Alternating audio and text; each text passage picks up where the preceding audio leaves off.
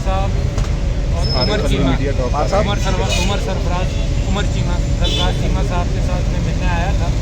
बहुत दिनों बाद इन दोस्तों से मुलाकात हुई, उनका हाल अहवाल, उनकी परेशानियां सुनी और मैं समझता हूँ कि सबसे बड़ी शिकायत उनकी ये है कि जो ट्रायल करना है करें, हियरिंग्स करें, सुने और इंसाफ के मुतकाज़ी हैं और इंसाफ होना चाहिए। ये पाकिस्तान तहरीक इंसाफ जिस पार्टी की शुरू से मैं सेंट्रल एग्जीक्यूटिव में भी रहा हूँ, वो इंसाफ की मुतलाशी हमेशा से रही। पाकिस्तान तहरीक इंसाफ इसी वजह से उसका नाम है और आज भी इस बात की कोशिश है कि जो मैंडेट लोगों ने दिया है और इमरान खान साहब के ऊपर जो भरोसा किया है, उस हवाले से वो वाहिद लीडर है दुनिया का जो इस वक्त सबसे ज़्यादा पॉपुलर है दुनिया में। मैं इस वजह से आपसे कह रहा हूँ सबसे ज़्यादा पॉपुलर है कि कोई मुल्क ऐसा नहीं जहाँ पे किसी लीडर को 60-70% पॉपुलैरिटी और 70% यकीनी है। तो ऐसी लीडरशिप पाकिस्तान को अल्लाह ताला ने दी है और मैं समझता हूँ कि किसी मस्बत डायरेक्शन में मुल्क को जाना चाहिए। इसके बावजूद के आसार नज़र नहीं आते, मगर अल्लाह ताला ही हैं जिन्होंने 8 फरवरी भी दिखा दिया, जबकि सिंबल भी छीना गया। उसके बावजूद लोगों ने निकल कर इसका अहतमाम किया कि अपने जज्बात की अक्कासी करें। तो मैं इसीलिए अपने लीडरान से, मेरे हीरो हैं ये लोग जो जिन्होंने जेल में कुर्बानियाँ दी, जो जेल में खड़े हैं, जो पाकिस्तान में जमहूरियत और इंसाफ के लिए एक हराबल दस्ते के तौर पर हैं। इनकी कुर्बानियाँ कौम ने रिकगनाइज़ की हैं और मैं भी ये समझता हूँ कि ये हमारे हीरो हैं। तो यही बात मैं आपसे डॉक्टर साहब कैसे देखते हैं कल जो एक पैगाम दिया गया है कि माफ़ी मांगी जाए और उसके बाद कोई बात हो सकती है, बड़े खुले अल्फाज में कहा गया, कैसे देखते हैं इस प्रेस कॉन्फ्रेंस को और ख़ास तौर पर इस नुक्ते को? देखिए, मैं समझता हूँ कि खुद कल की प्रेस कॉन्फ्रेंस में कहा गया कि कमीशन बनना चाहिए तहकीकात के लिए। उन्होंने कहा कि धरना वाले मामले को भी देखा जाए।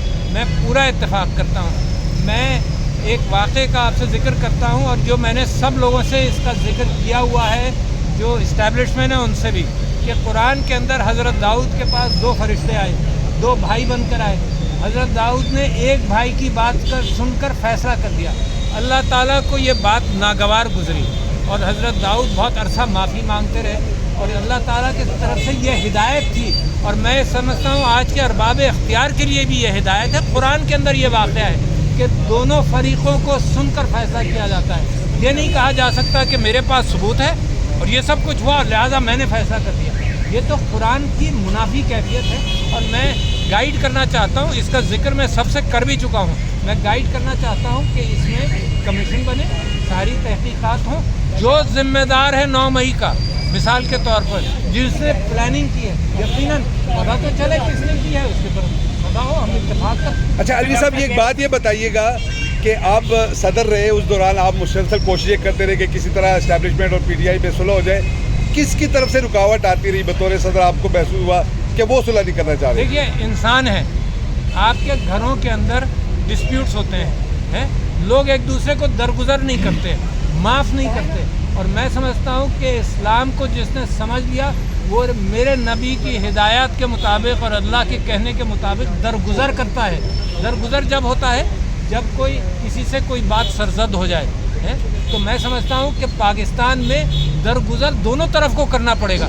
एक तरफ ये है कि जो जुल्म सह रहे हैं, एक तरफ ये है कि जो जुल्म कर रहे हैं। तो दरगुजर हर तरफ से होगा तो ये मामला आगे चलेगा। ये नहीं हो सकता कि लोग माफ़ी मांग लें। ये ख़ानदानी झगड़े 30-30, 40-40 साल चलते हैं इसी वजह से हैं। तो अपने जज्बात से निकलें, जो इस्लाम की तालीमात हैं उस पर आएँ। और ये मुल्क के लिए सोना कैफियत है कि कौम इकट्ठा है, फ़ौज की कदर करती है, लिहाजा इसमें एक अंडरस्टैंडिंग पैदा होनी चाहिए कि कौम आगे चले।